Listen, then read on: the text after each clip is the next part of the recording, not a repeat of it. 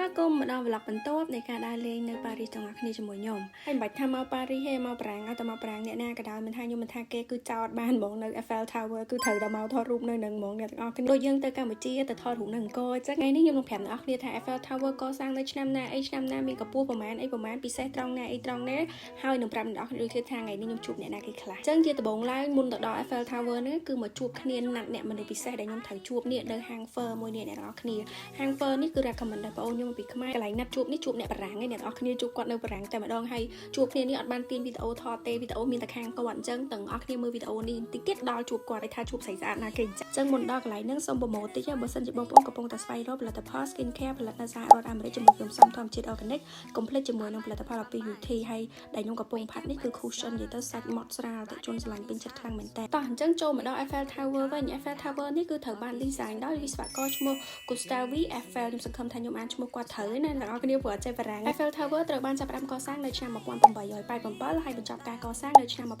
1889ហើយ Eiffel Tower នេះផងដែរមានកម្ពស់រហូតដល់ទៅ330ម៉ែត្របើសិនជាយើងគិតជា feet វា1080 feet ជាងអ្នកនរគ្នាខ្ពស់របស់គេសំណង់នេះកសាងដោយ rough iron អ្នកនរគ្នាប្រភេទដែកហើយ Eiffel Tower នេះគឺជាប់ជាកន្លែងមួយក្នុងចំណោមទាំងអស់ដែលមានមនុស្សមកទស្សនាច្រើនជាងគេនៅលើពិភពលោកអញ្ចឹងណាបងប្អូនវីដេអូនេះគ្រាន់តែចែកចំណេះដឹងតិចតួចប៉ុណ្្នឹងឯងមិនមែនជាការសង្ខេបប្រវត្តិសាស្ត្រអីទេណោះតោះឥឡូវចូលមកមើលទេសភាពនៅទីក្រុងប៉ារីសវិញតោះឥឡូវមកជួបនៅពិសេសសិនតែននេះណែនិយាយពីថារៀងបងប្អូនណាហើយ superstar សុំខ្មាស់និយាយទៅ model សុំខ្មាស់ហ្មងគាត់ស្អាតខ្លាំងមែនតើបងស្រីអាសាណាប៉ារីសអ្នកនរគ្នាប្រកាសជាស្គាល់ហើយខ្ញុំជឿអញ្ចឹងមកហើយមិនធំតែស្អាតតែរូបរាងអ្នកនរគ្នាចិត្តល្អណាស់ខ្ញុំនិយាយមែនខ្ញុំជួបគាត់នៅខ្មែរម្ដងហើយកាលខ្ញុំទៅលេងខ្មែរគាត់ទៅលេងខ្មែរដែរចៃដន្យយើងបានជួបគ្នា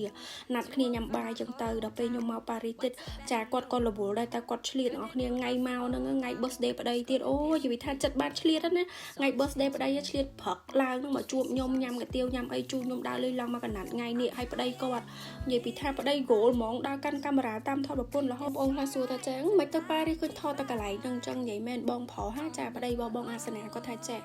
ឡើងទៅលើបានថតស្អាតហើយនាងខ្ញុំនេះចាអ្នកដំណើរនេះមហាសែនខ្ជិលបងប្អូនណាយពាក់បីជើងកែងរៀងខ្ពស់ដែរចង់លយចាមថាំងបានហើយបងធំប៉ុណ្ណឹងបានហើយនិយាយទៅខ្ញុំអ្នកសង្វាតណាស់ដែរហ្នឹងណាហើយបងខាងអ្នកជូននេះគេថាចេះយីអ្នកដំណើរអីក៏ខ្ជិលម៉េះមិនព្រមឡើងទៅលើថាគេមកឡើងទៅថតលើឃើញស្អាតតែដោយសារការខ្ញុំធ្លាប់ទៅប៉ារីសម្ដងហើយអ្នកទាំងអស់គ្នាចឹងទៅខ្ញុំឡើងទៅថតនៅនឹងហើយចឹងមិនអត់ចង់ទៅទៀតចឹងណាព្រោះហើយប្រយ៉ាងទៀតទាំងអស់គ្នាពាក់បីជើងកែងយើងឈឺជើងកន្លែងនេះថតស្រាប់តែថាបិទហើយបានគាត់ចូលមកបើថតម្ដងទៀត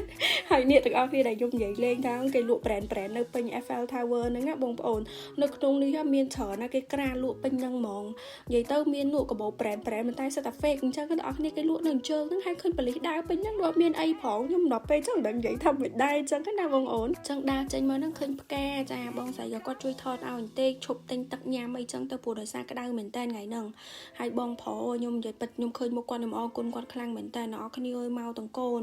ហើយកូនប្រុសគេនោះចរិតឡើងកំឡោះហ្មងហើយដល់កន្លែងនេះគាត់ថាឈប់ថតរូបឯងកន្លែងនេះជាកន្លែង sport មួយដែលល្បីអ្នកនរគ្នាកន្លែងគេទៅថតរូបស្អាតចឹងតែខ្ញុំខ្ជិលណាស់អ្នកនរគ្នាមិនលំថាអួយបានហើយទៅថតប៉ុណ្ណឹងបានហើយពួកអីគ្រាន់តែថតតែប៉ុណ្្នឹងកាត់វីដេអូចង់ហើយផងបន្ទាប់មកក៏គាត់យកខ្ញុំមកទម្លាក់នៅសងអេលីសេទៀតចឹងមកខ្ញុំថាខ្ញុំទៅបារាំងប្រហែលថ្ងៃហ្នឹងខ្ញុំនៅតែសងអេលីសេហ្នឹងឯងអ្នកនរគ្នានោះបងអូនខ្ញុំចាំ shopping ខាងក្នុងជាមួយនឹង SA ខ្មែរយើងហ្នឹងគាត់ធ្វើការនៅហ្នឹងហេចឹងចាំជួបគ្នាវីដេអូក្រោយទៀតថាខ្ញុំជួបណាគេទៀតហើយទៅដល់ណាខ្លះទៀតអូខេជួបគ្នាវីដេអូក្រោយបាយ